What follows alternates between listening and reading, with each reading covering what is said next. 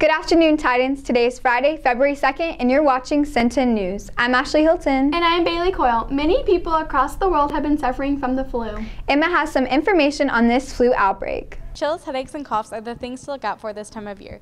From mid-December to now, we've seen record-breaking number of absences due to the flu. As we approach hopefully the peak of the worst flu in 13 years, it's important to keep yourself and those around you healthy. This flu season is the worst and most severe it has been in years.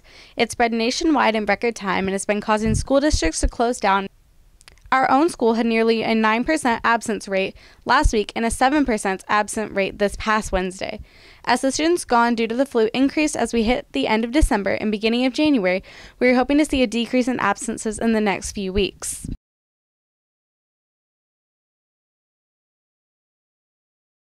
Not only Centennial and Frisco have been affected by this. According to the Collin County government released information, 8.8% of students in Collin County independent school districts were absent due to the flu. These statistics aren't to scare you or to make you worry about the flu, but rather just to emphasize the magnitude of this season's widespread flu. In order to prevent getting or spreading this virus, it is recommended to stay home if you feel any of the symptoms, such as feeling feverish or having chills, having a cough, sore throat, runny or stuffy nose. Use hand sanitizer entering and leaving every classroom, as well as coughing or sneezing. For Cen10 News, this has been Emma Bittner. Today is Groundhog Day, and many people don't understand what it really is. Patrick has some background information on this holiday. Groundhog Day occurs every February 2nd. On this day, a groundhog named Puxatawny Phil emerges from his hole. If he sees his shadow, then there's 6 more weeks of winter, and if he doesn't, well, spring will come early. The holiday began as a German tradition where they used a badger, but as they immigrated to America in 1887, they substituted a groundhog. He was named after the town of Puxatawny, Pennsylvania, and King Philip. February is also known for something more serious. Reggie has more. As we enter the month of Black History, it's important to recognize the greatness of many who have helped advance our country in different ways. Dating back to Harriet Tubman and Frederick Douglass, who helped fight for the end of slavery, and Sojourner Truth, who rose to prominence fighting for women's rights, to today, with our previous president, Barack Obama, who led America for 8 years as the first African-American president. Furthermore, African Americans played a major role in our culture, such as Michael Jackson and Louis Armstrong with their influence in music, or Morgan Freeman in the film industry. Black people have also made an impact in sports, with Jackie Robinson and Bill Russell paving the way for African Americans in professional sports. Even Red Auerbach, legendary Celtics head coach, helped shape the dominant presence of African Americans in the NBA, drafting the first black player in the NBA and creating the first all-black starting lineup. We talked to some students to see how many famous African Americans they can list off. First is Denzel Washington, and then you got Kobe, LeBron, Michael Jordan, Samuel L. Jackson, Michael Jordan, Kobe Bryant, and Micah Creighton. Obama, Madam C.J. Walker, what's his name? Huey P. Newton, Angela Davis, Beyonce, who else? Jay-Z. Chris Brown, Rihanna, Beyonce, me, and Jay-Z. Reporting for Cen10 News, this is Reggie Abouid. As many of you know, the Super Bowl is this Sunday, February 4th. Mark and Micah decided to relate some of the players to some Super Bowl foods. With the biggest game of the year fastly approaching, the mania and chaos surrounding the Super Bowl is regarding national attention, and we wanted to give an insider's look of what the game's going to look like and the people involved. The two teams entangled this year are the Philadelphia Eagles and the New England Patriots. The Patriots are looking for Super Bowl history, with quarterback Tom Brady seeking his 6th Super Bowl win with legendary coach Bill Belichick. With the injury of Carson Wentz, the Eagles' star quarterback, hurt earlier this year, backup quarterback Nick Foles is seeking to give the Eagles their first franchise Super Bowl win. Experts are giving the Patriots a 65.4% chance to win this year's Super Bowl, while they give the Eagles a 34.6% chance to win their first Super Bowl title. But Titans are saying otherwise due to the Twitter poll given out by Cen10 News, which giving the Eagles a 56% chance to win, while they have the New England Patriots giving a 44% chance. But we wanted to also know a Titan perspective on who they think is going to win this year's big game. Who do you think's going to win the Super Bowl this year? The Eagles, because, we on top. All right. For all y'all Cowboys fans, y'all are trash. So who do you think is going to win the Super Bowl this year? I think the Eagles are going to win this year. Who did you want to win the Super Bowl when the season started? Cowboys. All right. Do you think the Cowboys will ever win a Super Bowl? Yes, next year. Tune in on Sunday to see the epic matchup between the Patriots and Eagles. This has been Micah Creighton, Cen10 News. The ISM Showcase was on January 17th, and it gave ISM students a chance to show off their projects. Sorna and Carter have more. On January 17th, Frisco ISD hosted their annual ISM Winter Showcase at the Star. It included a variety of different careers and displayed students' progress throughout the year. ISM, the Independent Study and Mentorship Program, is a very beneficial course to many students. We interviewed a student who has been in the program for 2 years on her experience.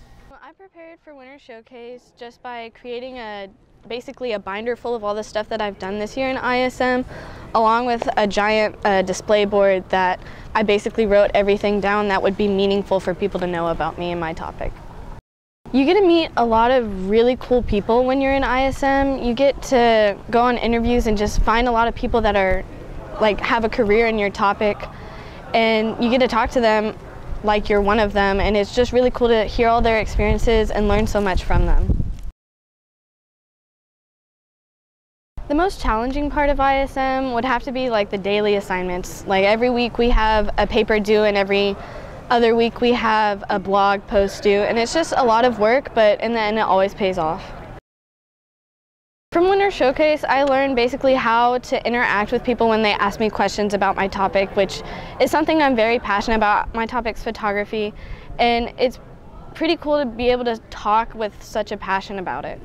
Reporting for Cen10 News, this has been Connor Denisi.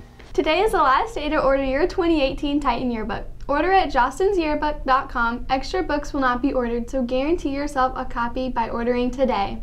Governor Greg Abbott declared February 2nd Texas Military Heroes Day in honor of all the Texans who have and continue to defend the United States of America. If your teachers allow you to, tweet your Texas military hero with the hashtag #TXMilitaryHero. Hey Titans, it's Moses Rolas with your sports update.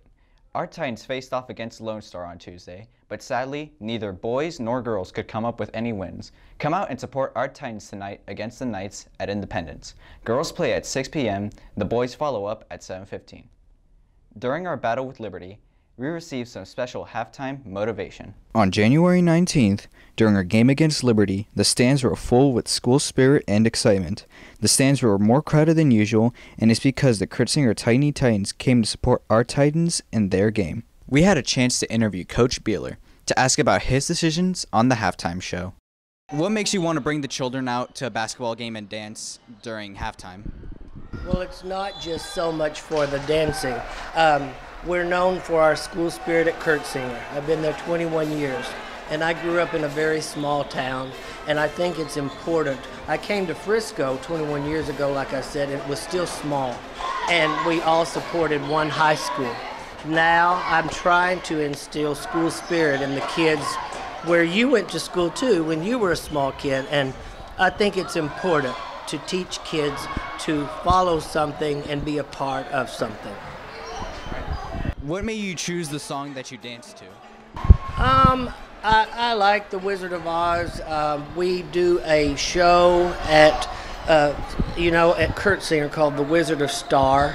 It used to be The Wizard of Tax, The Wizard of Toss, and I just wanted to do something special, so I thought we would do one from The Wizard of Oz. And what made you want to dress up as Wizard of Oz characters as well? I thought it would make it more interesting, and the kids would have fun. We had a contest at school today, dressing up, and I thought the parents and the people watching would enjoy it because the kids are so little. They look really cute. They don't look like me, like an old guy in a suit. They look really cute, so that's why, to entertain the people. Our soccer season is going well, with the boys' soccer staying undefeated with their most recent win against Independence, winning 5-2. And our girls are on a winning streak, beating Frisco and Independence. Peter Chong speaks to the boys' head soccer coach and a few of his players. Leadership with some of the younger guys getting on board with that. I think early on we had had some games where we had to come back from being down, including tonight's game. And so I think we have, we're starting to at least have a belief that we can be in every game, and that the opportunity for us to win the game is there. I mean, we're unbeaten, but we've also tied a couple of games, and it's a really competitive district. But I think overall, I'm pleased with the fact that we're not giving up a lot of goals, and when necessary, we're able to put some goals on the board. So I think all that adds up to where we're at, but we'll keep our fingers crossed. So guys, you guys both scored a goal today, helped contribute to your Centennial's 5-goal scoreline. Oliver, how do you think, what's the biggest reason as to why Centennial has done so well this game?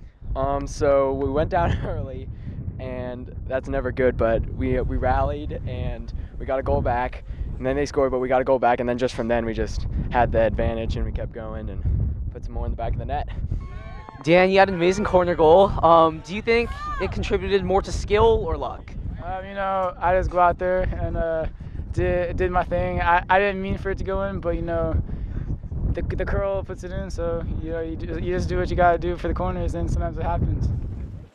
So Dylan, you had a man-of-the-match performance, 2 goals, and a good performance on the defense. How do you think your performance contributed overall to the game? I think I had a really good performance. The 2 goals I got really contributed to the success of the game, but I gotta say a big thanks to the team. It helped out very much, and we got the dub. The dubs keep rolling. For Cen10 News, Peter Chung.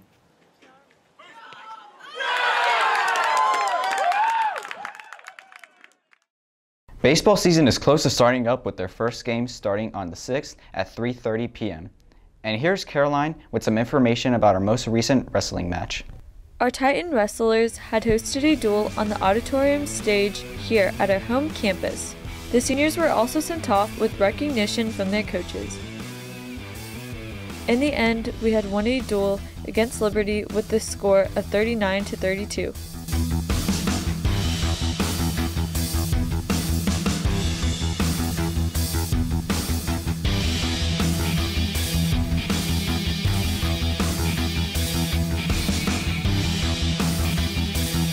With Cen10 News, this has been Caroline Carrillo. That's all for this week. Be sure to check out our website at cen10news.com and follow us on Twitter at Cen10News. Have a great weekend, Titans.